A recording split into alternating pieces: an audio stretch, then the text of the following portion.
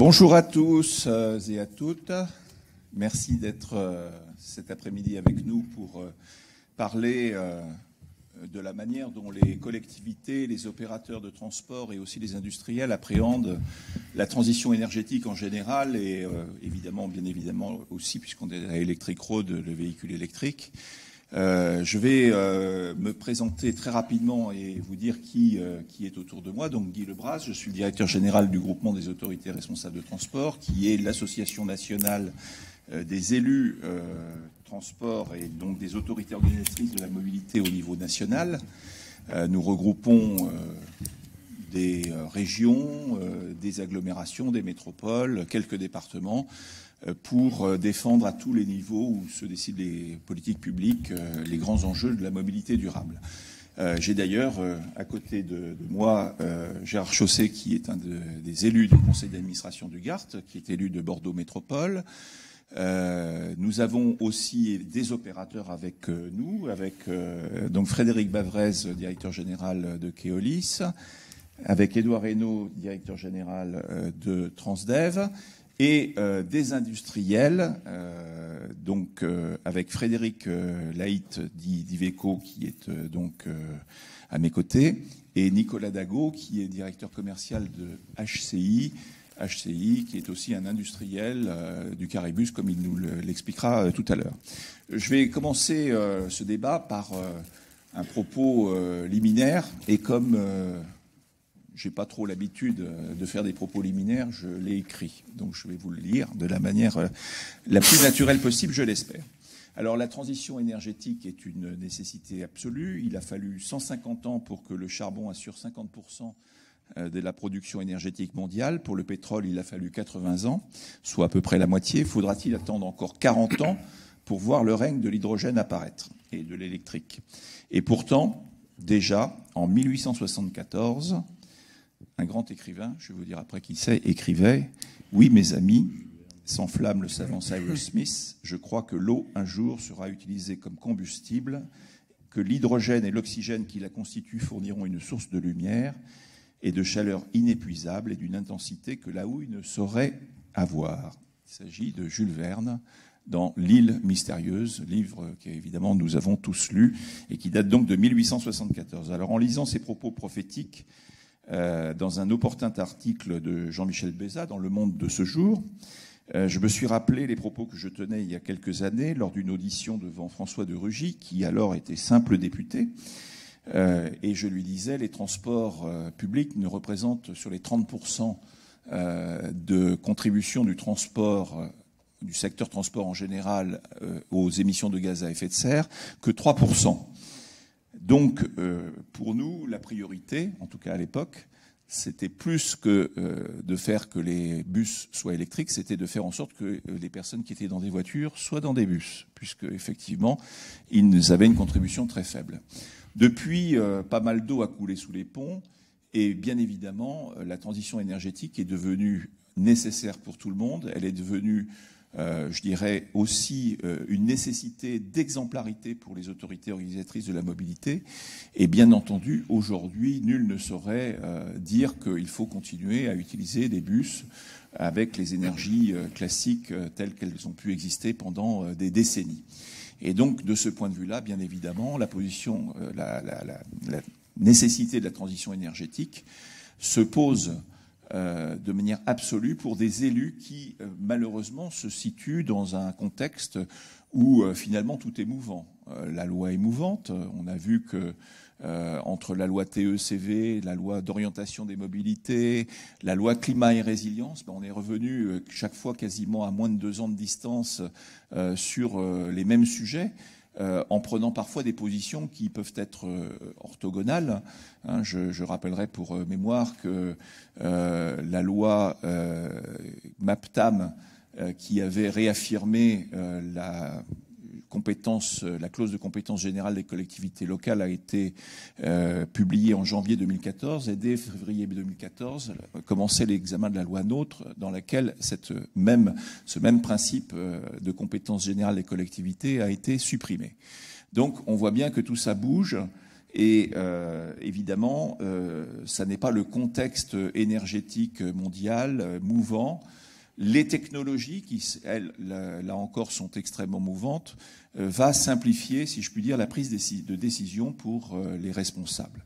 Alors, je voudrais organiser ce débat en deux temps. Dans un premier temps, demander à chacun des personnes qui sont autour de moi comment ils voient la transition énergétique, vue de leur point de vue, qu'ils soient autorités organisatrices, opérateurs ou industriels. Et puis, dans un second temps, peut-être aussi demander à chacun qu'est-ce qu'il attend des deux autres interlocuteurs, puisqu'on voit bien, et je remercie Jean-Patrick Tesser d'avoir organisé la table ronde comme ça avec des opérateurs, des industriels et des autorités organisatrices, on voit bien que c'est un trio qui discute et qui doit décider. Et donc, de ce point de vue-là, savoir ce que chacun attend des deux autres, en quelque sorte, pour voir quelles sont les perspectives finalement de dialogue. On va essayer de se tenir à l'horaire initial. Donc je demande à chacun des intervenants d'être relativement bref et percutant, mais comme je les connais tous, je sais qu'ils le sont, donc je n'ai aucune inquiétude. Alors, à tout seigneur, tout honneur, je me rappelle qu'une grande présidente d'entreprise publique de transport me demandait pourquoi nous n'étions pas d'accord au GART pour que certaines choses soient maîtrisées par les opérateurs. Je dis pas parce que tout simplement, celui qui paye et qui décide, c'est l'autorité organisatrice de la mobilité. Donc à tout seigneur, tout honneur. Je commence par Gérard Chausset, président de la commission transport de Bordeaux Métropole. Et donc Gérard, si tu peux nous donner ta vision de la transition énergétique comme élu nouveau et ancien en même temps de la métropole de Bordeaux. Alors, oui, ça marche. Bon. Donc, bonjour à tous. C'est vrai que à l'origine, ce n'était pas moi qui devais intervenir, puisqu'il y a eu un empêchement, mais c'est vraiment avec grand plaisir que j'interviens ici, d'abord à côté de vous cinq, et puis, bien sûr, dans le cadre de ce salon, ou de cette manifestation autour de on va dire, de l'électrification des moyens de mobilité. Alors, juste un petit point, parce qu'on me demande, pas que l'avis en tant qu'élu, mais aussi personnel. Mon point personnel, déjà, mon avis personnel, c'est que l'électrification n'est pas le point ultime et essentiel pour faire de la transition écologique dans le domaine des transports, dans le domaine des déplacements en général. Il ne suffit pas de mettre un moteur électrique pour que ça soit tout d'un coup vert. Voilà. Notamment pour la voiture. La voiture est un polluant, est une source de pollution comme d'autres, mais c'est pas parce qu'elle est électrique que toute sa pollution, tout son effet positif, mais aussi négatif, s'atténue. Je veux dire ça parce que dans la transition écologique, d'une manière générale, il y a deux points importants. Il y a bien sûr des ressources technologiques, qui vont bien sûr, où on va passer, on va dire, du tout carboné à un autre mode, donc qui vont décarboner. Mais il y a aussi le comportement. Alors, il n'y aura pas de transition écologique sans modification des comportements. Alors bien sûr, ça peut prendre plus ou moins de temps, ça peut se faire de façon différente, avec de la concertation ou pas, voilà. Dans des dictatures, ça peut être très rapide, mais bien sûr avec beaucoup de dégâts. Nous ne sommes pas là-dessus. Mais voilà, donc une voiture, si tout le monde, je veux dire, si tous les gens qui prennent le transport collectif d'un seul coup ont une voiture électrique, bon, on risque d'avoir de gros problèmes et beaucoup de problèmes de pollution. Donc ça, c'est le premier point que je voulais dire ici, parce que je me suis promené dans ce salon. C'est vrai que, bon, il est manifestement autour de tout un tas de solutions, mais aussi de la voiture électrique. Et donc je tenais à faire cette mise au point. Alors, pour nous, en tant que collectivité, d'abord, pour la métropole de Bordeaux, on n'est pas, je dirais, nous, sous contrainte, parce que déjà, nous avons un mode de transport collectif qui est le plus performant en matière d'émissions de carbone, c'est le tramway. Le tramway et le vélo, c'est 15 grammes au kilomètre parcouru. Donc, c'est le moyen le plus écolo et qui, manifestement, est le plus efficace pour la décarbonation et dans le cadre de cette transition écologique. Plus que la trottinette, plus que la voiture électrique. Donc ça, c'est vraiment un point important. Donc nous, à Bordeaux, nous avons le tramway. Donc ça, c'est déjà un point fort. Et puis au niveau des bus aussi, nous ne sommes pas non plus sous la contrainte de la loi, puisque nous avons déjà près de 70% de notre flotte de bus. On a 292 bus qui sont au GNV et on en a, je crois, 25 ou 28 qui sont électriques. Donc sur 410 bus, on a déjà une flotte importante qui est dédiée dans le cadre de cette transition écologique et qui est déjà principalement décarbonée. Donc nous, notre réflexion, bien sûr, elle est de poursuivre et d'avoir une sorte de mix de mix énergétique. C'est pas toujours bien de mettre tous ses œufs dans le même panier parce qu'il y a aussi des évolutions. Et donc on a notamment la future ligne BHNS Saint-Aubin-Saint-Médard Bordeaux, Saint-Jean notamment, qui sera toute électrique et donc on aura 40 BHNS, 40 bus tout électrique, donc ça, c'est 10% des kilomètres qui seront faits par cette ligne. Et notre objectif aussi en termes de kilomètres, c'est bien sûr de progresser très rapidement. J'ai pas le chiffre en tête là, mais de progresser très rapidement pour vraiment avoir une bascule importante autour de cette transition écologique avec notre réseau de transport. Donc ça, c'est vraiment un point important. On a des décisions qui ont été prises, notamment à l'horizon 2030, pour avoir un réseau qui soit complètement, on va dire, décarboné. Alors bien sûr, ça se fait pas tout seul. Il y a des contraintes, il y a des difficultés, notamment. Alors premièrement, il y a des investissements financiers. C'est 40 millions d'euros pour la transformation en bus électriques, notamment pour l'électrification. Et puis il y a tous les problèmes de dépôt. Ça paraît comme ça un peu trivial, mais lorsqu'on change de mode d'énergie d'un réseau de bus, eh bien il suffit pas d'acheter des bus comme ceci ou comme cela. Il y a après toute une logistique, il y a toute une intendance qui est extrêmement importante, qui nous oblige, qui est obligeante. Voilà. Et donc on ne peut pas forcément, même si parfois on a la volonté, transformer du jour au lendemain un dépôt pour accueillir des bus électriques ou tel autre mode. Donc ça nécessite une réflexion à long terme, c'est-à-dire qu'on est sur on va dire une dizaine d'années pour vraiment transformer toute cette toutes ces flottes pour qu'elles soient compatibles avec bien sûr la loi et avec aussi l'attente des habitants. C'est vrai que en général, en plus, on peut le dire, un bus électrique, par exemple, ou en GNV, c'est moins polluant et aussi, souvent, c'est un point important, c'est moins bruyant. Alors oui, c'est important parce que quand vous êtes riverain, vous savez, nous, on est... moi, je suis adjoint au maire de Mérignac et on m'appelle pour me dire oui là, le bus ça vibre, c'est invivable. C'est ça le quotidien. C'est pas faire d'autres choses. Le quotidien, c'est tout le monde veut du transport collectif, mais quand ça passe dans sa rue et que c'est un double bus, ça fait du bruit, ça vibre et voilà. Donc là, la transition écologique, elle doit pas être uniquement pensée en termes de CO2, mais aussi de confort pour les usagers, mais de confort aussi pour les riverains. C'est quand même un point extrêmement important. Et donc c'est vrai que un bus qui est moins bruyant, un bus qui est moins polluant, c'est quand même tout bénéfique pour l'acceptation du transport collectif, parce qu'on voit bien là, justement avec cette pandémie, je vais terminer là pour pas trop prendre trop de temps, on voit bien qu'il y a eu aussi une remise en cause de certains modèles ou de certains modes de déplacement, puisque on va dire que le transport collectif, il a pris quand même un petit coup derrière la nuque avec le Covid, à cause justement de la proximité, de la promiscuité qu'il peut y avoir. Donc les gens ont cherché d'autres solutions, des solutions très individualistes, notamment, ou très individuelles, comme le retour à la voiture ou la trottinette ou le vélo, le scooter, qui peuvent avoir leur intérêt. Voilà. Donc là, aujourd'hui, pour le transport collectif, il faut aller vers une reconquête. Voilà.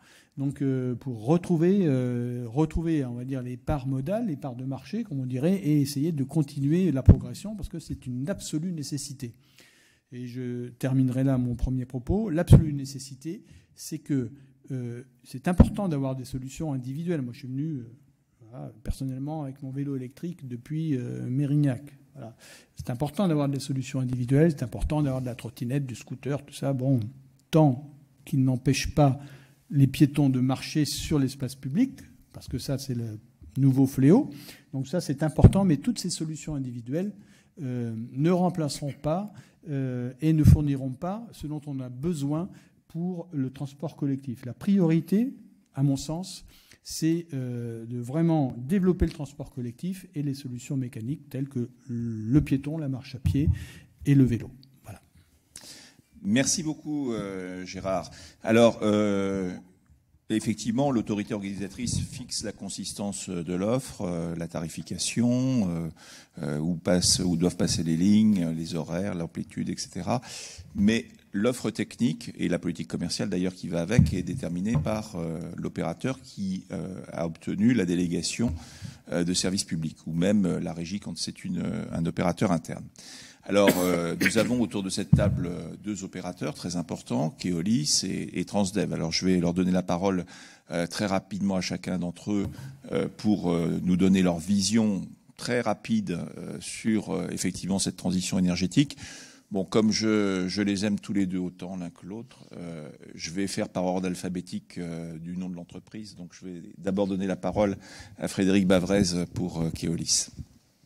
C'est pas le moment d'avoir un cheveu sur les lignes et de parler de Zeolis, un cheveu sur la langue et de parler de Zeolis, ce serait effectivement triste pour Édouard. En fait, mais Guy, au risque éventuellement peut-être de te frustrer en tant que modérateur, moi j'ai très peu de points de contradiction par rapport en fait à ce que Gérard Chausset vient d'exposer au titre d'une autorité organisatrice. D'abord sur les deux remarques liminaires qu'il a faites qui sont essentielles. La première, c'est que la première contribution du transport public au défi climatique, c'est précisément le fait, dès lors que c'est de la mobilité partagée, de présenter un bilan environnemental qui est bien meilleur que la voiture individuelle et que le deux roues motorisé. Et donc, de façon très claire, on considère que notre première contribution, c'est d'amener plus de gens, effectivement, d'une part dans les transports collectifs, d'autre part dans les mobilités actives, vélo et marche à pied, dont on reste convaincu qu'elles sont les partenaires du transport public. La deuxième remarque préliminaire, et Gérard Chausset a eu l'occasion de la faire, c'est qu'en fait, les transports urbains en particulier, notamment dans les mégapoles, sont déjà assez largement décarbonés. À travers le métro et le tramway, à Bordeaux, le tramway, c'est 60% de la fréquentation. Donc on est déjà effectivement avec des énergies électriques qui sont importantes. Alors cela étant, c'est sûr qu'on doit travailler à la réduction de nos propres émissions de gaz à effet de serre. Et en gros, on dit souvent que le transport globalement, c'est 30% des émissions. Le transport public, c'est 2% de toutes les émissions. C'est-à-dire on est quand même sur un montant qui est en fait relativement faible. Pour autant, chaque contribution compte et on doit bien effectivement s'attaquer à ce sujet.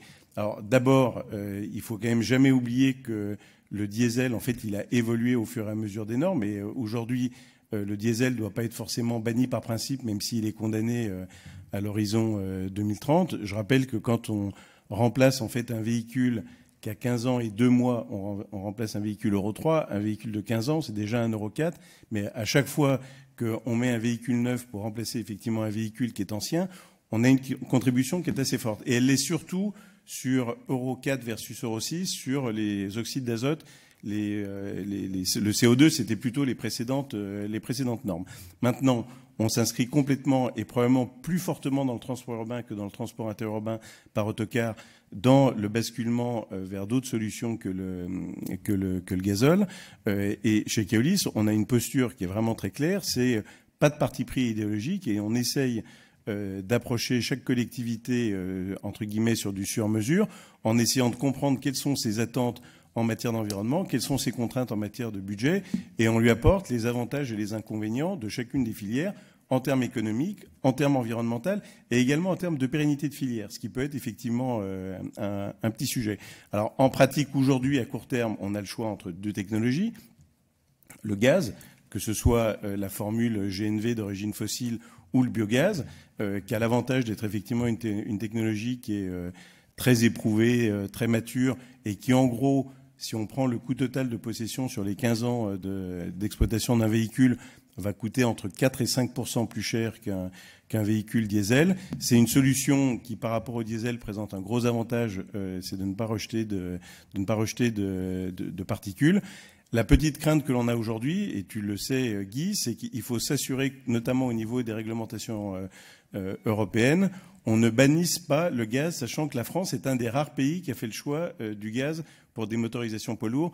Je pense que les constructeurs auront l'occasion de revenir dessus, mais on est un petit peu isolé par rapport à d'autres pays qui retiennent plutôt le gaz pour de la partie production d'électricité, un peu moins pour la partie motorisation, et ça pourrait nous fragiliser. La deuxième grande filière, c'est évidemment l'électricité. C'est pas devant ce public que je dirais le contraire. Maintenant, on est sur une technologie qui, vue du côté d'un exploitant, est quand même plus mutante, puisque que ce soit sur le prix des batteries, le poids des batteries, le volume des batteries, la durée de vie des batteries, l'autonomie des batteries, on a encore des performances effectivement qui bougent un peu. On a un deuxième sujet qui est en train de nous préoccuper, qui est la très forte volatilité de l'électricité. Il y a encore quelques années, on considérait que l'électricité était quand même une énergie sur laquelle on avait une assez bonne visibilité en termes de prix. Là, vous l'avez constaté, et pas uniquement sur les tarifs réglementés, sur les tarifs de gros, on a une volatilité qui est quand même en fait extrêmement forte. Alors, l'électrique, c'est sûr que ça a des avantages qu'a rappelé Gérard Chausset. Ça pollue pas sur le lieu de production de la conduite. Il y a pas de bruit et il y a aussi un meilleur confort pour l'usager puisqu'il y a effectivement moins de vibrations. Donc il y a plein d'avantages. Il y a le problème effectivement du poids des batteries qui fait que notamment chaque fois qu'on est obligé de passer aujourd'hui sur des véhicules de 18 mètres, en l'état actuel, en pratique, ça veut dire de la recharge en ligne, ce qui est quand même beaucoup plus compliqué en fait à organiser en termes d'exploitation. Sur le plan des prix, aujourd'hui, mais en sachant effectivement que ça peut bouger, en gros, sur les 15 ans, un véhicule électrique va nous coûter, y compris le prix d'acquisition, plus 40% à peu près par rapport en fait à un véhicule diesel équivalent.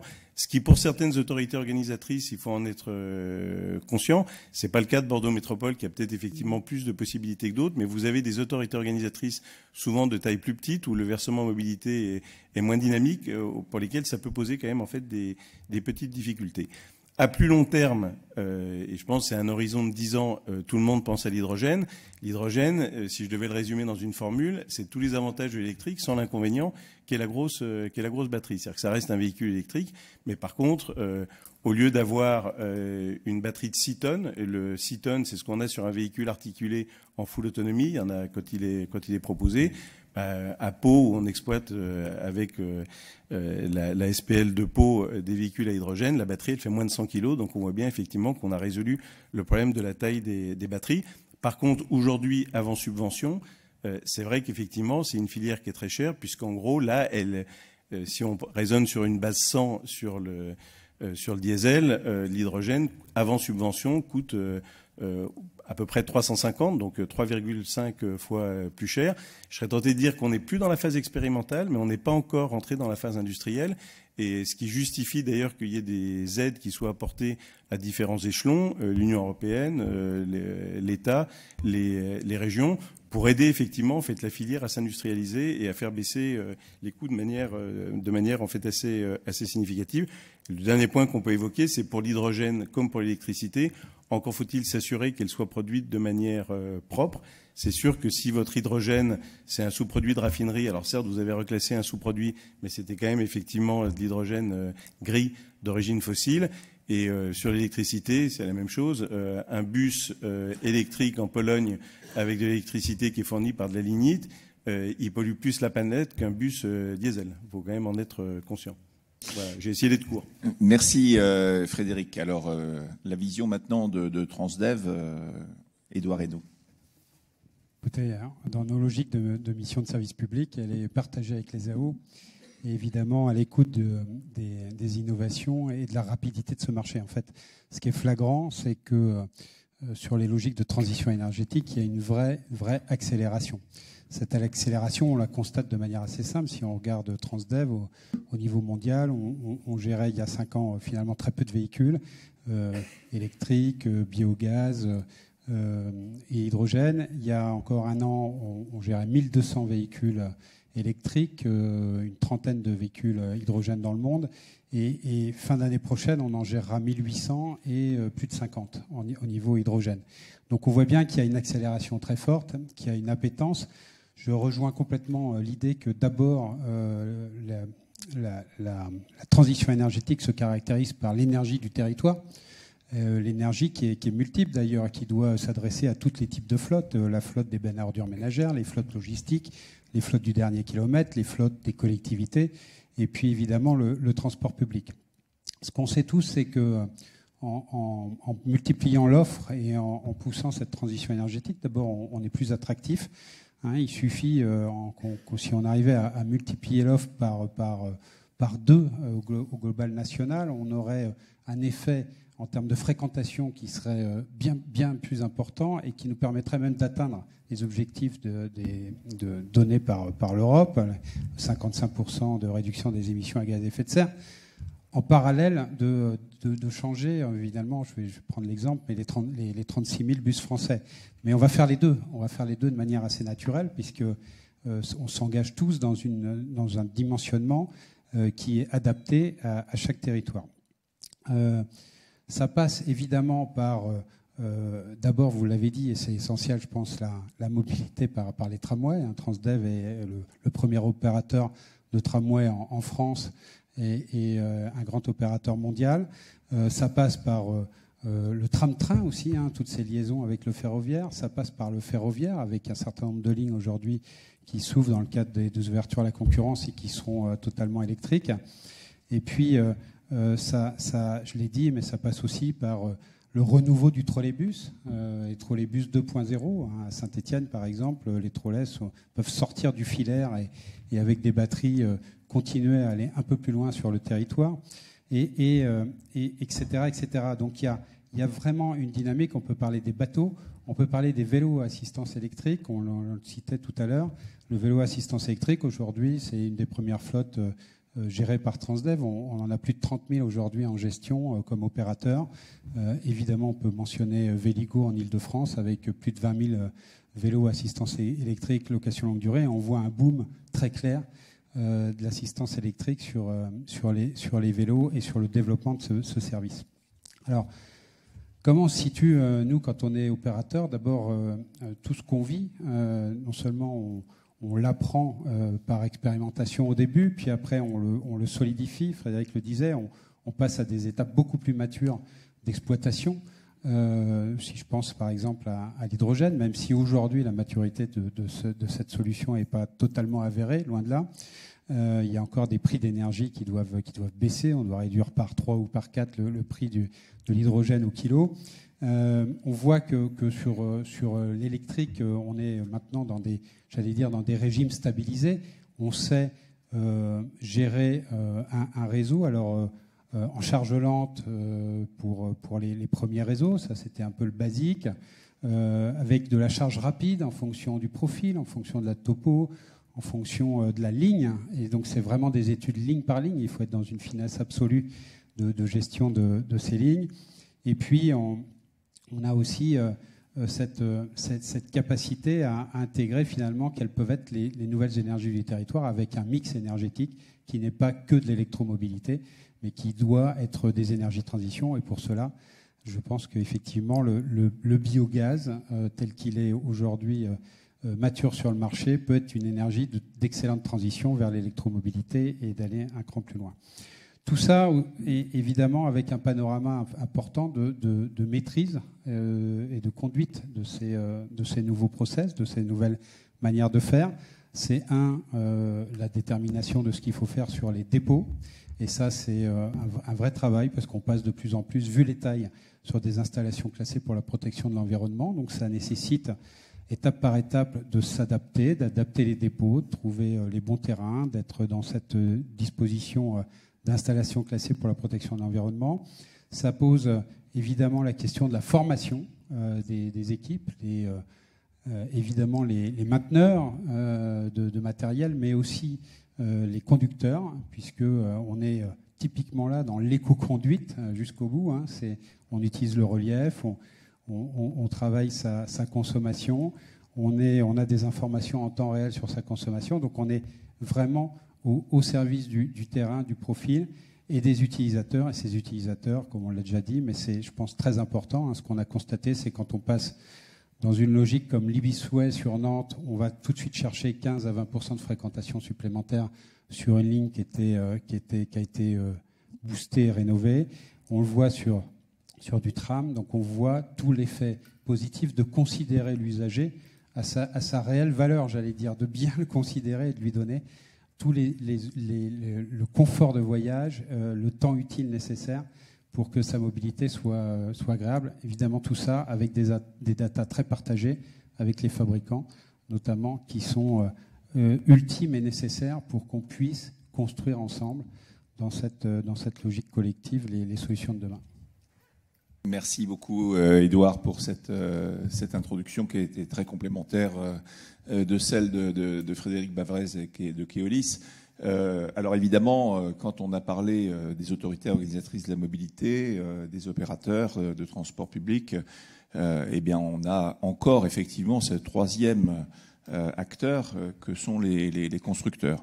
Alors là, je vais changer, je vais être anti-chronologique. Je vais d'abord donner la parole à Iveco, mais en tout état de cause, non sans avoir rappelé une petite aventure que j'ai vécue il y a quelques années, c'était il y a une quinzaine d'années, quand je travaillais chez Veolia Transport, j'étais à la direction de la recherche.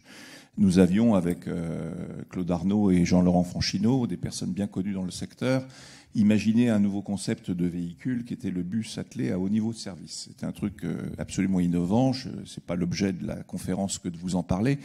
Mais si ce projet a finalement capoté, alors qu'un opérateur très important au niveau mondial qui était Veolia Transport en était le porteur, c'est parce que nous n'avons trouvé aucun constructeur industriel intéressé par le concept. Alors Iveco un petit peu plus que les autres, je dois dire, mais en tout état de cause, malgré tout, ça ne s'est pas fait parce que nous n'avons pas eu de relais industriel. Donc l'industriel est très important dans cette problématique de transition énergétique. Il a une vision mondiale aussi. La transition énergétique, ça ne se passe pas de la même manière dans tous les pays, sur tous les continents. Et donc, de ce point de vue-là, évidemment, leur expérience est tout à fait fondamentale. Alors, pour commencer par un constructeur qui a un positionnement très largement international, néanmoins en partant d'une base qui est tout à fait française, Iveco, je vais donner la parole à Frédéric Laït pour qu'il nous donne sa vision de cette transition. Merci Guy. Bonjour à toutes et à tous. Alors, en préambule de mon intervention, je voulais peut-être juste faire une petite parenthèse pour illustrer ce qui a été très bien dit par les intervenants précédents. C'est-à-dire cette transition énergétique que dans le monde de la mobilité urbaine, on a réussi quand même à mener depuis de nombreuses années d'ailleurs, bien avant qu'il y ait des obligations réglementaires. Il y a une filière industrielle et une filière de décision entre les élus des autorités organisatrices, les exploitants et les constructeurs, qui a su s'organiser, se concerter pour développer des alternatives au diesel et donc prendre des décisions courageuses, adapter ses méthodes d'exploitation et de maintenance, et puis enfin investir dans des nouvelles technologies pour ce qui est des constructeurs, afin de rendre cette transition déjà une réalité.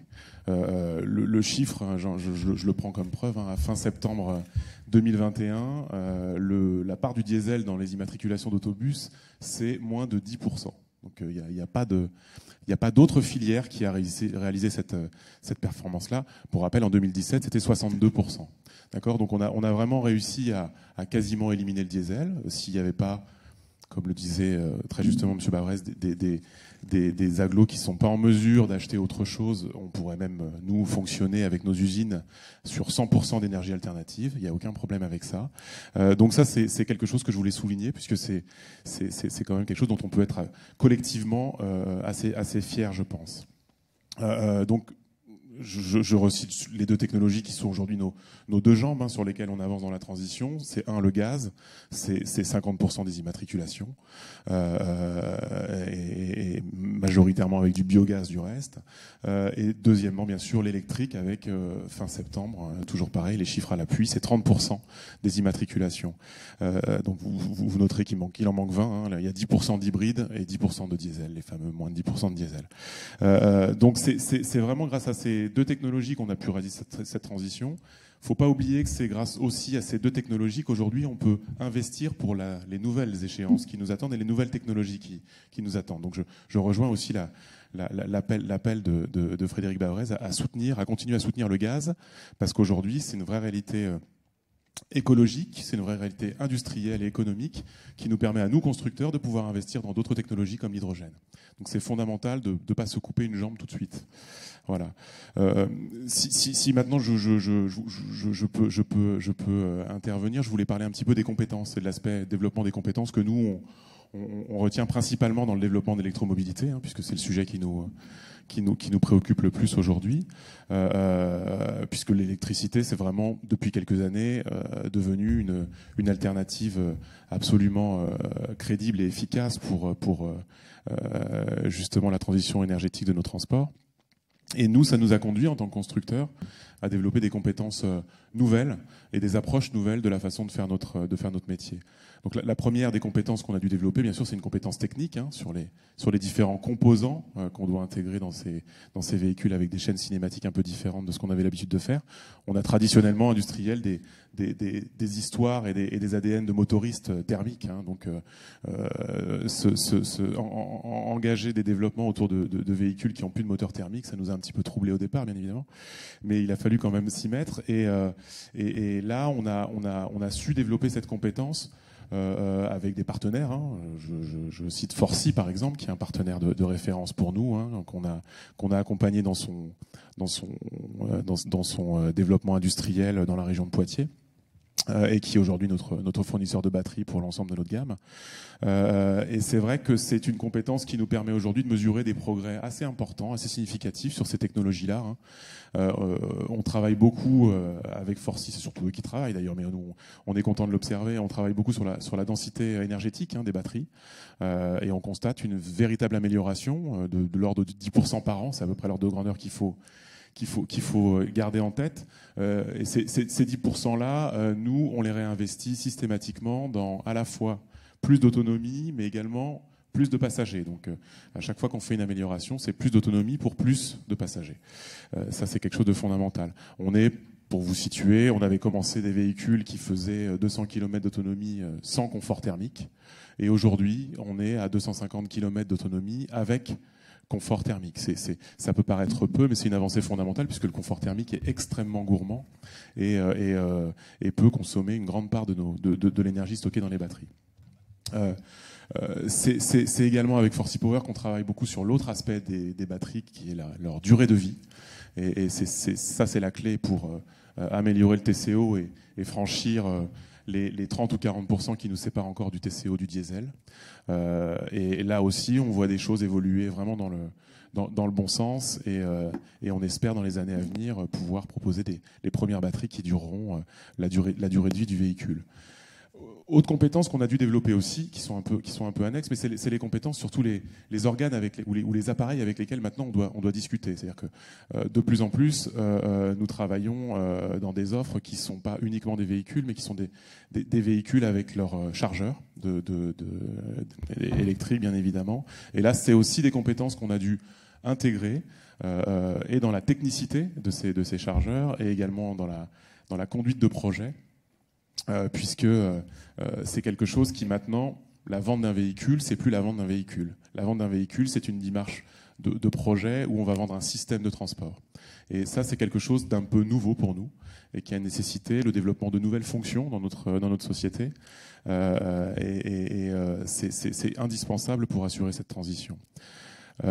Le dernier point qui est aussi une révolution un peu culturelle et qui est liée à cette transition énergétique vers l'électromobilité, c'est la transition un peu numérique que nous on a vécue, puisque ce sont des véhicules qui nécessitent un suivi très fin si on veut les piloter correctement, parce que les questions d'autonomie sont absolument fondamentales pour le service, bien évidemment.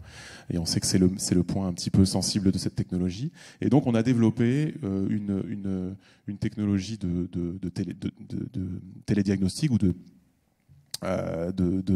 suivi à distance, on va dire, de télématique sur l'ensemble de nos véhicules électriques, ce qui nous permet vraiment de piloter en temps réel chaque véhicule jusqu'à des niveaux de détail très fins, afin de vérifier que le comportement des batteries reste correct, ou le cas échéant, justement, d'envisager une maintenance préventive si on estimait que le comportement de la batterie n'était pas normal et pouvait menacer l'exploitation. Donc ça, c'est aussi quelque chose de très important. On suit aujourd'hui l'ensemble de notre parc roulant. On a environ 500 véhicules qui roulent sur tous les territoires d'Europe, on va dire, et que ce soit sur des véhicules de recharge d'opportunité, on en a 111 en fonctionnement, ou sur des véhicules de night charging, on a vraiment un retour sur ces véhicules en temps réel, ce qui nous permet d'acquérir beaucoup d'expérience et donc de préparer l'amélioration encore de cette technologie pour nos gammes. Alors, merci beaucoup Frédéric. En t'écoutant tout à l'heure parler des anciennes technologies, du moteur à explosion, du moteur diesel, tout ça, je me disais, bon, il restera toujours des passionnés de ces moteurs, encore pour des dizaines, voire des centaines d'années. Mais on peut très bien être un industriel, évoluer et s'en sortir. Et à ce moment-là, je me suis rendu compte qu'il y avait dans le groupe Iveco Liez, et que Liez fut fabricant de calèches au début du XXe siècle. Donc on peut devenir fabricant d'autobus en ayant fabriqué des calèches. Donc on voit bien que les évolutions sont tout à fait possibles. Alors bien évidemment, il faut s'adapter à la demande. Et notre dernier intervenant dans ce premier tour de table est un spécialiste de l'adaptation à la demande. Il s'agit d'un petit constructeur intégrateur français basé dans le Maine-et-Loire, je crois. En Loire-Atlantique, région des Pays de la Loire, donc en région des Pays de la Loire, et qui évidemment répond sur une demande très très différente de celle d'Iveco, avec des véhicules plus petits, plus spécifiques, pour des demandes de niche en quelque sorte, mais qui a aussi son mot à dire dans la transition énergétique, et donc je lui laisse la parole. Bonjour à tous et merci. Alors forcément, nous on est très différenciants. Alors déjà parce qu'effectivement on est une entreprise plus récente, forcément avec une volumétrie bien moindre que celle d'Iveco. Alors on a un ADN effectivement qui est malgré tout dans le transport de voyageurs, parce que notre entreprise est une vieille entreprise d'abord de transport, parce que Gilles Vervoet à l'époque, la personne qui a créé notre entreprise, était lui-même transporteur. Donc HI a été créé donc en 1984 pour distribuer des véhicules, d'abord thermiques. On reviendra effectivement sur le sujet un petit peu après. Mais effectivement, ça nécessite, en tout cas le verdissement des flottes, nécessite, et aussi le changement des technologies, nécessite même pour nos entreprises effectivement de renouveler l'intégralité de nos mentalités. Ce qui n'est pas simple non plus. Ça veut dire quoi tout ça ? Ça veut dire qu'effectivement, il faut changer l'expertise aussi des collaborateurs. Il faut aussi aller chercher des compétences qu'on n'a pas forcément toujours. Et c'est pas forcément simple. À l'échelle d'une entreprise comme la nôtre, on est une vingtaine de collaborateurs sur Nantes. Si on prend les chiffres, donc on a commencé à distribuer Car100 en 2018. 2019, qui est une année commerciale presque record, on a fait 70 véhicules à peu près en vente neuve, qui à l'époque étaient pour plus de 80% en thermique. On prend les mêmes chiffres cette année, on fait un peu plus de 160 véhicules en commande, et on a 95% de véhicules électriques. Voilà, ça donne effectivement la tendance actuelle du marché. On est très porté, ou on se fait porter par ce marché. Alors qui nous porte ? Alors d'abord effectivement les grands groupes qui sont présents là aujourd'hui, donc Transdev et Keolis, qui sont effectivement qui font partie de nos clients importants. On est aussi porté directement par les collectivités qui représentent à peu près 50% de notre activité en appel d'offres. Donc effectivement pour nous c'est un enjeu majeur, c'est un enjeu effectivement de croissance important. Par contre effectivement ça nous fait aussi poser des questions pour demain. Quels seront effectivement les choix ? Est-ce que notre croissance à nous effectivement deviendra mature ? Est-ce qu'on va continuer ? De quoi on a besoin aussi pour continuer ? Quelles sont les compétences aussi en interne dont nous avons besoin pour continuer à croître ? Voilà, ce sont effectivement des enjeux assez importants. À notre échelle, effectivement, contrairement à d'autres groupes, on est peu proche effectivement du terrain, donc moins proche de l'exploitation, en tout cas des exploitations. Donc, je ne vais pas dire qu'on sait se porter, donc on a des produits qui correspondent au marché. Pour autant, effectivement, on n'a pas forcément la bonne lecture, ou toujours la bonne lecture. Donc c'est pour ça qu'effectivement, ce type de table ronde a de l'intérêt. En tout cas, de l'intérêt pour nous, ça nous permet d'enrichir nos connaissances. Donc effectivement, c'est un vrai sujet, la transition et l'électromobilité. En tout cas, notre marque, aujourd'hui, que l'on représente, donc Car100, a choisi la version électrique, quasiment aujourd'hui à 100%, puisqu'on avait jusqu'à présent 2 petits véhicules, de 6 mètres, 22 places, et donc ensuite un 8 mètres, 52 places. Et là, on vient de sortir effectivement le 10, 12 et 18 mètres articulés. Donc tout ça en électrique. Pour autant, ils continuent à faire du thermique pour d'autres marchés en dehors de l'Europe. Et on a aussi une branche gaz, mais qui n'est pas importée effectivement en France. En ce qui nous concerne effectivement sur le marché français, on va se concentrer sur l'électromobilité. Voilà pour ma partie à moi. Merci beaucoup Nicolas Dago. Alors Karsan est une entreprise turque, je crois, d'origine. Je me rappelle il y a quelques années être allé à Istanbul pour la conférence de la Kodatu, une conférence pour les transports publics dans les pays du Sud. Et j'avais été tout à fait impressionné par le système de transport public à Istanbul, avec des lignes de BHNS, notamment pour aller à l'aéroport, extrêmement performantes.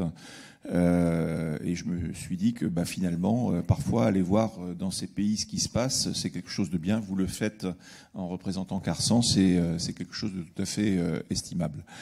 Alors, bien évidemment, maintenant qu'on a fait ce tour de table rapide autour des approches des uns et des autres sur la transition énergétique, il faut la mettre en œuvre. C'est compliqué. Et je ne vous cache pas qu'aujourd'hui, on parlait de ce sujet-là à notre dernier conseil d'administration et des élus disaient « mais moi, je ne sais pas quoi faire, la technologie, est-ce que je peux prendre une décision qui va être valable pour les 30 ans qui viennent ? Les réglementations, comme je le disais tout à l'heure, elles changent tout le temps. Aujourd'hui, nous avons 2 réglementations très compliquées qui viennent compliquer en quelque sorte l'utilisation des véhicules électriques dans les réseaux de transport public. La première, c'est tout simplement une réglementation, alors là que nous n'avons qu'en France. C'est une réglementation sur les normes de construction de dépôts de bus électriques. Et vous savez d'où ça vient ? Ça vient d'il y a un certain temps, dans les années, je crois que c'était en 2012, quelque chose comme ça. Il y avait eu un incendie dans un parking souterrain à Place Vendôme à Paris, avec des voitures électriques qui avaient brûlé. C'était des voitures de Bolloré et qui avaient brûlé, et ça avait fait un très très gros incendie. Et donc les pompiers avaient très peur de ne pas pouvoir éteindre des incendies électriques. Et donc, de ce point de vue-là, il y a eu une réglementation extrêmement contraignante qui s'est imposée au réseau. Donc ça, première difficulté. Deuxième difficulté, c'est il y a quelques années, la commissaire européenne pour les transports publics, pour les transports, avait voulu prendre une initiative en faveur du véhicule électrique. Et donc, il y avait un memorandum of understanding qui avait été signé avec pas mal d'acteurs. Nous, on était d'ailleurs autour de la table. Et la conséquence de ça, c'est qu'il y a eu une directive derrière qui a été écrite. Et cette directive pour la transition énergétique, donc sur le verdissement des flottes, est en cours de transposition dans notre droit. Et vous savez que chaque pays doit répondre à l'objectif global fixé par la Commission. Il peut le faire de 2 manières, soit en disant j'y réponds de manière nationale, et donc en valeur moyenne c'est vrai, et donc je fais des différences pour les uns et les autres. Et la tendance qui avait été prise par l'administration française était plutôt de dire, pour être sûr d'atteindre le résultat final, je donne l'obligation à tout le monde, quelle que soit sa taille, et comme ça je suis sûr qu'à l'arrivée j'aurai le bon résultat. Ce qui fait que des villes moyennes vont être obligés, puisque au terme de cette transposition, il y aura l'obligation d'avoir une part du réseau exploité avec des véhicules à très faible émission. Et pour le moment, les véhicules à très faible émission, ce sont des véhicules électriques. Donc le gaz n'est pas dedans. Et donc de ce point de vue-là, évidemment, ça va obliger des réseaux de villes moyennes à avoir bi-énergie. Bon, c'est une contrainte, et bien évidemment, tout ça va s'ajouter, si je puis dire, à la difficulté. Alors, par rapport à ça, la problématique, c'est la problématique de savoir qu'est-ce qu'on demande aux différents acteurs et comment on discute de la question. Alors, Gérard, qui est un praticien de la chose, je te redonne la parole pour que tu nous donnes un peu quelles sont les attentes, en quelque sorte, de l'autorité organisatrice que tu représentes, vis-à-vis d'une part, bien évidemment, de l'opérateur avec lequel vous travaillez, mais aussi des opérateurs en général, mais aussi des constructeurs de matériel. J'avais déjà répondu un peu en partie à cette question en disant que nous, on avait déjà une trajectoire qui est définie à l'horizon 2030. Donc, après, nous, ce qu'on attend des opérateurs, c'est qu'ils fassent ce qu'on leur demande. Voilà. je dirais c'est serviteur. Voilà, c'est un peu comme ça. Bon là, je suis un petit peu docte sur cette façon, mais non, je crois qu'il doit y avoir un dialogue, bien sûr, entre je dirais les directives, les obligations, voilà, les certain nombre de contraintes qui sont apportées, et puis bien sûr la capacité des opérateurs, mais aussi des constructeurs, je dirais, à s'insérer dans cette demande. Alors, comme je disais tout à l'heure, la difficulté du transport collectif, c'est que c'est un mode lourd. On ne change pas les choses comme ça. Bon, un particulier peut changer de voiture, ça, suivant ses finances et tout. Mais voilà, on a quand même beaucoup de contraintes. Alors, elles peuvent être normatives, mais elles sont aussi logistiques. Voilà, changer une flotte de bus, ça prend un certain temps, et comme je répète, les histoires de dépôt, tout ça. Donc voilà. Donc nous, évidemment, vis-à-vis des opérateurs et vis-à-vis des constructeurs, on attend bien sûr d'avoir des solutions, des propositions, des innovations. Et ça, c'est tout à fait possible. On n'en a pas parlé. Il y a tout ce qui peut peut-être se mettre en place avec les véhicules autonomes. On n'en est pas encore là, mais bon, c'est une possibilité, par exemple, qui peut arriver dans quelques temps. Voilà. Et puis aujourd'hui, en ce qui concerne évidemment les opérateurs qui sont ici Keolis, mais on sait qu'aujourd'hui on est en discussion, donc aussi bien l'un comme l'autre ou d'autres, parce qu'il y a plusieurs opérateurs en France.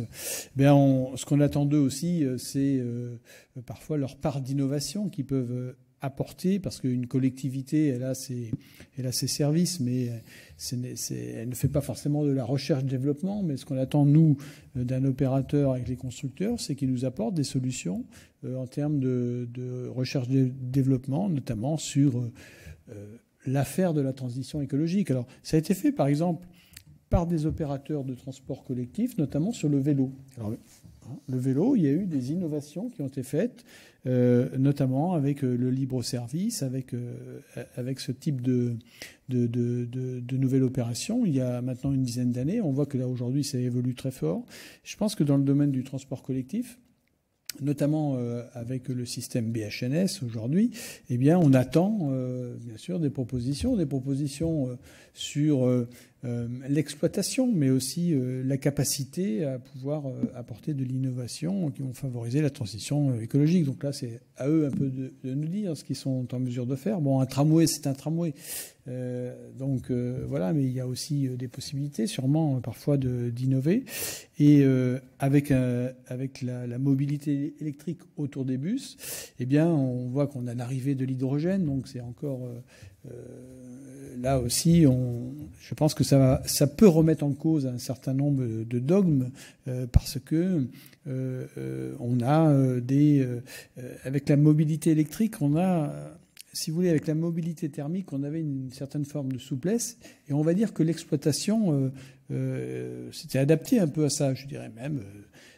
Les conducteurs, tout ça, on avait une telle souplesse que, voilà, on va dire que des règles internes et même avec les organisations syndicales, voilà, c'est fonctionner avec ça. Aujourd'hui, la mobilité électrique, elle a ses contraintes, et donc elle peut aussi générer des nouvelles demandes, des nouvelles contraintes, et donc il faudra que ces opérateurs soient en capacité d'apporter des réponses pour qu'on ait toujours une fluidité dans la mise en place de la mobilité électrique, notamment avec les bus.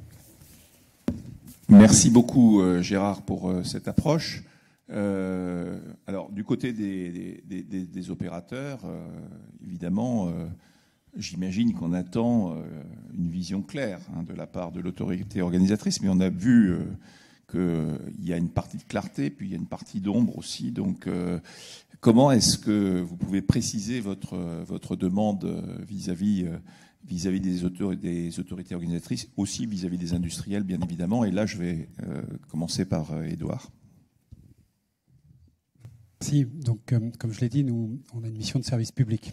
Donc on est tout à fait aux ordres de là-haut, et on est aussi dans cette dimension d'être en capacité de l'accompagner. Alors l'accompagner sur tout l'écosystème, en fait, si on parle d'électromobilité, d'abord la partie énergie, puisque notre rôle, c'est de la connaître, j'allais dire, sur le bout des doigts. C'est l'énergie du territoire. On a évidemment des relations permanentes avec Total, avec EDF, avec Engie, et on essaie de comprendre aussi tous les nouveaux acteurs sur les territoires en termes d'énergie. Ensuite, il y a, j'allais dire, la compréhension du territoire, sa topo, ses besoins qu'on peut analyser de manière très très concrète.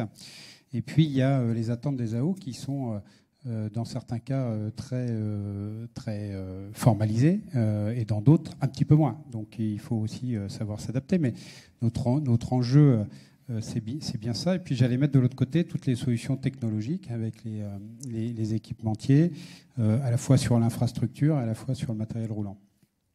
Si on prend la partie partage d'expérience, quand comme nous, on met 400 bus électriques sur le Transmilenio à Bogota, ou qu'on a 200 nouveaux véhicules à Göteborg électriques avec Volvo, ou qu'on renouvelle une partie de la flotte d'Amsterdam avec, par exemple, du chargement lent plutôt que du chargement rapide, puisque les batteries ont énormément évolué en l'espace de 5 ans, eh bien, on essaie aussi de partager ces dimensions-là. Donc, on les partage à travers, en fait, 2 dispositifs. On a une Zero Emission Team. On a une équipe qui est spécialisée et qui a comme vocation d'analyser toutes les expérimentations et tous les cas pratiques et les use cases d'exploitation dans le monde. Et on les partage dans le cadre de ce qu'on appelle le Living Lab avec les clients. Et ça permet aussi de donner une évolution rapide et d'être en évolution permanente sur ces sujets qui, comme je l'ai dit, évoluent très très rapidement.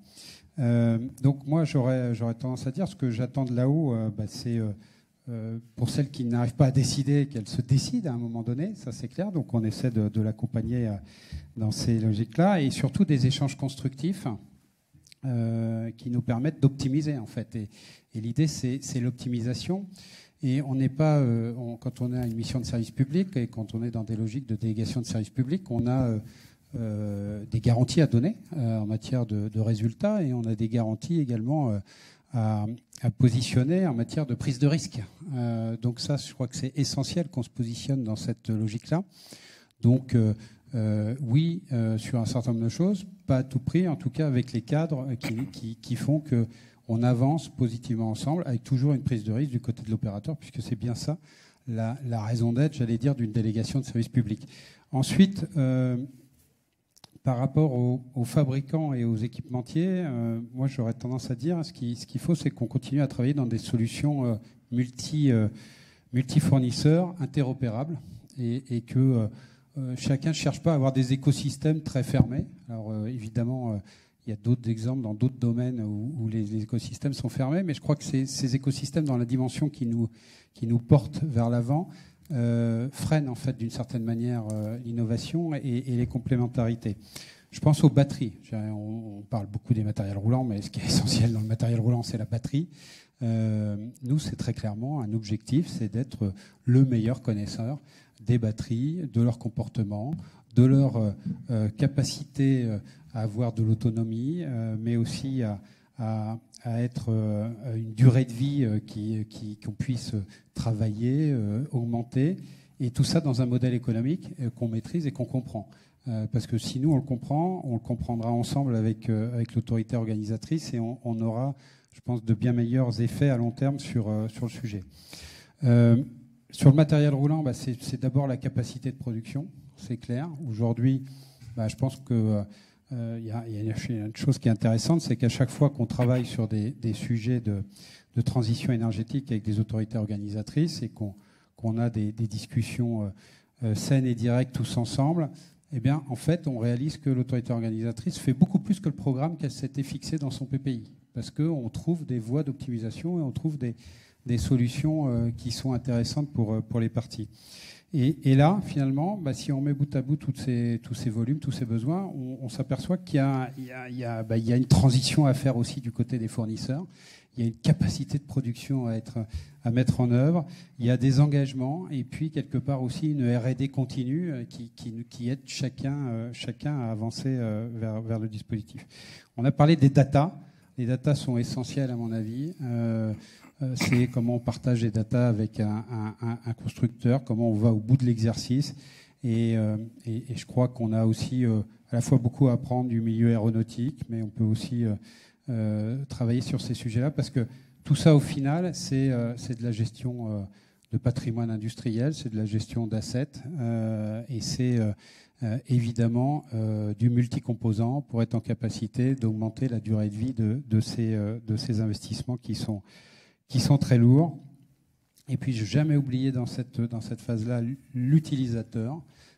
Si on n'embarque pas les usagers, si on n'embarque pas les passagers dans les modes de transport différents, qui sont tous très complémentaires entre le free floating, le VAE en location longue durée, mais également tous les dispositifs de tramway, de trolley, de bateaux entre les îles, etc. Ou sur le fluvial avec les navettes fluviales, on a un utilisateur qui doit comprendre ce qu'on est en train de faire pour lui avec l'autorité organisatrice et qu'on doit embarquer parce qu'il va prendre une forme de plaisir aussi à voyager et à utiliser la mobilité simplement.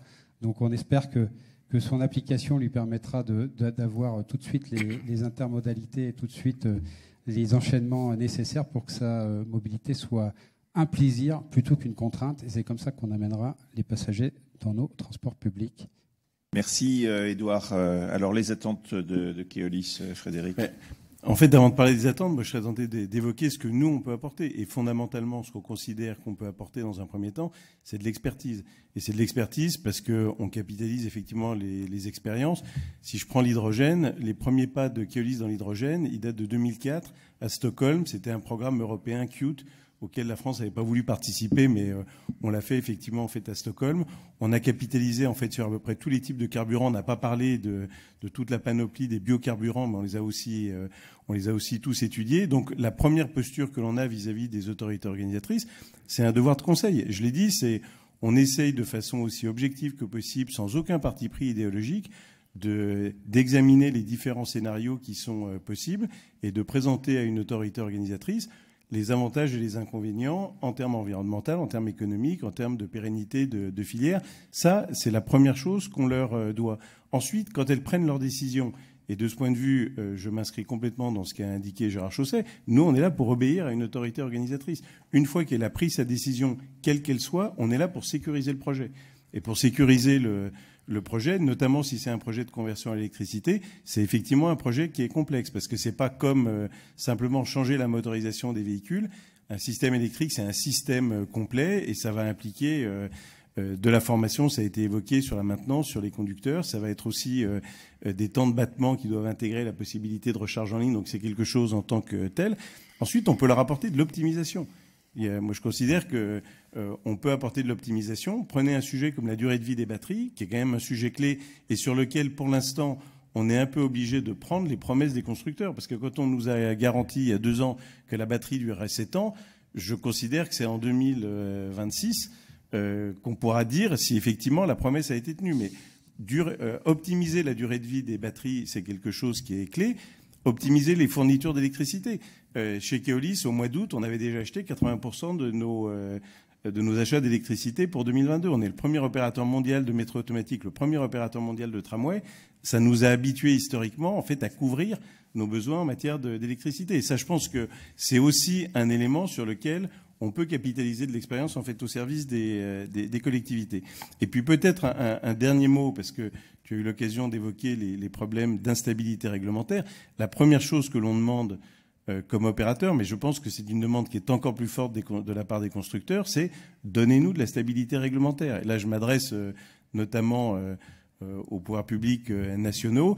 Il faut arrêter de vouloir effectivement transcrire différemment des autres pays les règles européennes. Et je pense en particulier aux constructeurs qui doivent servir plusieurs marchés, qui amortissent en fait leurs frais de développement, pas uniquement sur ce qu'ils vendent en France, mais sur ce qu'ils vendent dans l'Union européenne. C'est sûr que si chaque pays fait sa réglementation, c'est assez compliqué. Donnez-nous également une stabilité fiscale. Sur la fiscalité de l'énergie, à chaque PLF, on a une nouvelle surprise. Rarement bonne, il faut être clair, mais on a besoin d'avoir effectivement une stabilité. Je rappelle juste un chiffre, 15. 15, c'est le nombre d'années pour lequel, quand on achète un bus ou un car, on envisage en fait son exploitation, que ce soit une collectivité qui l'achète ou que ce soit un opérateur qui l'achète.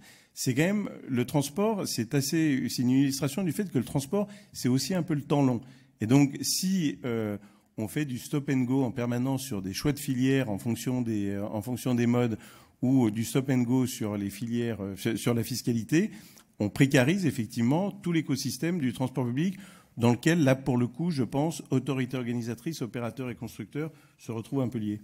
Alors c'est sûr qu'il y a la main invisible de l'État. D'ailleurs, ils sont invisibles autour de cette table ronde. Il n'y a pas de représentants de la puissance publique. C'est peut-être dommage, effectivement.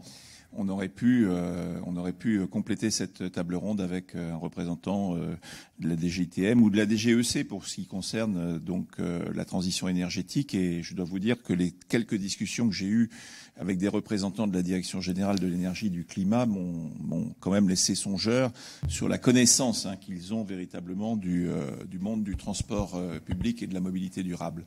Alors, en tout état de cause, bien évidemment, le matériel est très important. Là aussi, il y a une instabilité réglementaire qui est forte.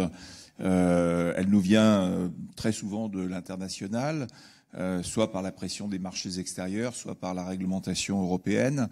Je vais donner, là encore dans cet ordre-là, Frédéric, tu peux nous dire quelques mots sur les attentes du constructeur par rapport à tout cela et par rapport aux autres acteurs qui sont autour de la table. Oui, bien sûr. Alors déjà, je rejoins vraiment ce qu'a dit Édouard Hainaut. D'une manière générale, moi, mon souhait, si là je pouvais faire un vœu, ce serait celui qu'on continue à travailler en filière entre autorités organisatrices, exploitants et constructeurs, parce que pour nous c'est absolument fondamental. On en a fait l'expérience pendant la crise du Covid. On a vu que c'était comme ça aussi qu'on pouvait bouger un peu plus les lignes, notamment des décisions politiques. Et ça c'est quelque chose que je souhaite activement pouvoir poursuivre et même développer. Et on pourrait adresser ce comportement en filière avec peut-être trois axes. Le premier, ça reste ce qu'on avait un peu évoqué, d'essayer ensemble de préserver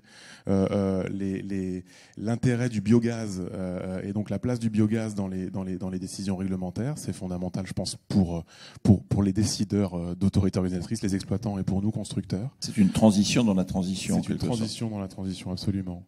Donc ça, c'est le premier point. Deuxième point, c'est un partage accru des données, des data. Ça, c'est fondamental aussi, puisque aujourd'hui, on a un peu abordé cette thématique-là de manière isolée, de manière un peu autonome, avec presque une protection un peu, on protège un petit peu jalousement nos données. On veut pas trop les montrer. Et ça, je pense que c'est une erreur, puisqu'il y a des gens qui vont beaucoup plus vite que nous ensuite dans l'acquisition de compétences. Donc il faut absolument qu'on trouve le cadre pour pouvoir le faire, mais qu'on le fasse vraiment ensemble. Et enfin, le troisième point qui est aussi important pour nous et la situation particulière d'Iveco, pour l'aborder, je vais vous poser une petite devinette. Est-ce que vous savez combien mesure un bus standard ? Oui. Oui, il y a un piège, attention.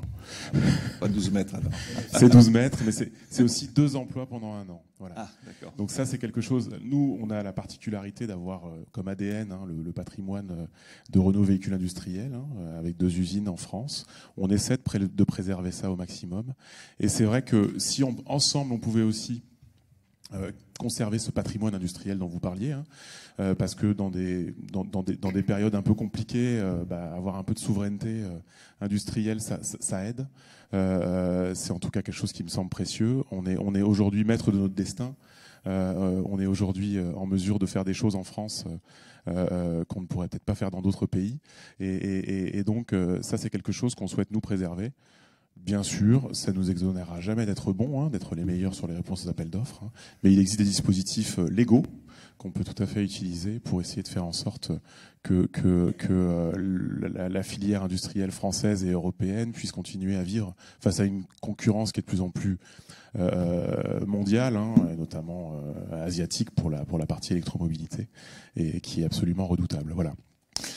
Alors oui, effectivement, le partenariat d'innovation notamment, qui est quelque chose de tout à fait intéressant, qui est encore assez peu utilisé dans notre pays, mais qui a une base légale tout à fait claire et qui permet d'évoluer sur des technologies très innovantes.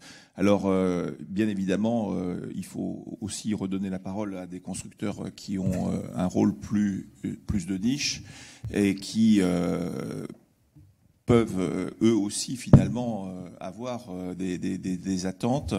Et donc, pour conclure en quelque sorte cette table ronde, parce qu'il faut qu'on termine absolument dans les 4 minutes qui viennent, je vous donne la parole, Nicolas Dago. Pour nous, c'est un petit peu différent, parce qu'effectivement, Carson s'est appuyé, lui, sur le monde de l'automobile. Toutes nos technologies sont basées d'abord, effectivement, sur des batteries BMW, moteurs BMW, donc l'électrification est plutôt automobile, et donc il y a déjà un retour d'expérience assez important. Pour autant, ce qui concerne notre entreprise, c'est forcément un peu différent. Aujourd'hui, on change de métier véritablement. On parlait tout à l'heure de durée de vie des batteries, de garantie. En fait, très clairement, les choix sont assez complexes. Et prendre la décision, effectivement, d'investir dans un matériel comme un bus électrique c'est un choix, effectivement, d'électromobilité. C'est un choix pour verdir les flottes, c'est très bien, c'est un choix environnemental. Pour autant, effectivement, c'est des vraies questions. Des questions budgétaires, mais c'est aussi des questions... à un moment donné, effectivement, de réalité économique. Et on voit effectivement à l'intérieur de ça que ça change très clairement nos métiers. Les appels d'offres ont changé, sont plus complexes aujourd'hui. Effectivement, il y a plus de demandes, notamment sur les points précis que sont les garanties de durée de vie, les garanties d'autonomie de nos véhicules. Et donc, très clairement, ça oblige aussi le constructeur à faire évoluer son offre. Il n'y a jamais eu ce type de questions posées dans le monde du thermique. Aujourd'hui, de nouvelles questions se posent. Et de fait, on doit effectivement aujourd'hui apporter des questions précises. Ça, c'est une partie de l'activité. La deuxième activité aussi qui change dans le thermique, il n'y avait pas de full maintenance dans nos activités, ou très peu. Eh bien, aujourd'hui, très clairement, on a, en ce qui nous concerne, pratiquement un quart de nos véhicules électriques qui sont sous contrat de full maintenance. Ça aussi, gros changement, très clairement, de physionomie de travail. Tout ça oblige effectivement nos entreprises à finalement évoluer, à faire évoluer aussi nos collaborateurs. Et quelque part, ça nous permet effectivement de suivre et puis de développer cette activité. Alors, la véritable question, ce qui me concerne, moi, c'est les financements. C'est aujourd'hui, on voit bien, dès qu'il y a des aides, très clairement, l'électromobilité fonctionne plutôt bien. Il y a des demandes. Alors forcément, tous les projets ne voient pas le jour. Pour autant, ça pousse relativement fort. Est-ce que demain, effectivement, sans ces premières aides qui ont disparu, donc il y a des budgets a priori qui reviendront, mais tout ça n'est pas forcément très clair. Et à partir du moment où nous, on investit, en fait, on est une PME, donc on investit fortement, effectivement, sur du personnel dédié. Donc on a besoin de cette visibilité qu'on n'a pas forcément toujours. Voilà, ce sera une des questions les plus importantes pour nous. Merci beaucoup. Et oui, et ça me fait penser au fait qu'aujourd'hui, dans le secteur du transport public, l'achat du matériel est assez peu aidé. Puisque vous savez que par exemple sur le 4e appel à projet, on finance les infrastructures avec la subvention d'État, mais on ne finance pas l'achat du matériel. Il y a une prime de 30 000 € qui est pour les achats de matériel électrique, mais en vérité cette prime est assez peu utilisée. Elle a été renouvelée pour 2021, on ne sait pas si elle le sera pour 2022. Donc on voit qu'on est dans un secteur peu aidé. Pourtant, et je dois dire que c'est le paradoxe dans lequel je voudrais terminer. Juste une remarque, les Allemands finance 80% du delta entre un véhicule diesel et un véhicule électrique en subvention directe. Les Allemands financent 80% du delta. Les Allemands ont mis 5 milliards d'euros sur la table pour soutenir leur secteur de la mobilité face à la crise du Covid. Les Hollandais ont mis plus d'1 milliard d'euros. Nous, on a un appel à projet de 900 millions d'euros. On est très contents. On a d'ailleurs dit au Premier ministre qu'on était très, très satisfait de ça. Mais néanmoins, on est quand même dans des niveaux qui sont très, très largement inférieurs à ce qui est fait dans les pays qui sont autour de nous. Et ça, c'est peut-être effectivement... Le plan de relance, c'est 300 sur 100 milliards. C'est 300 millions pour le transport urbain de province, plus 50 millions pour les vélos. En même temps, vous avez 10 milliards pour la voiture et 10 milliards pour l'aérien.